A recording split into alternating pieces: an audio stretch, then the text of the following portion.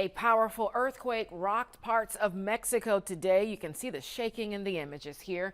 Buildings were swaying, glass shattered, and people rushed outside as the ground shook.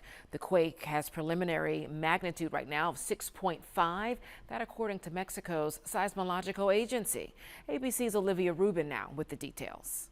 Shari, certainly some scary moments for those who experienced today's earthquake. Some of it caught on camera. Now officials working to assess the damage.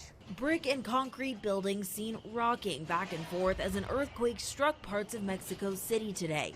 Dramatic video showing debris falling to the ground. And this video from a hotel rooftop pool. You can see waves in the water as the building shook. Many people rushing out onto the streets, some carrying children. Glass left shattered in the aftermath.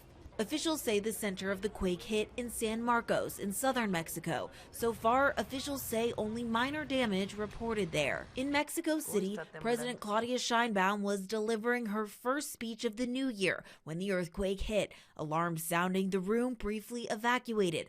Sheinbaum saying the moment caught on camera would go viral. Se va a hacer viral.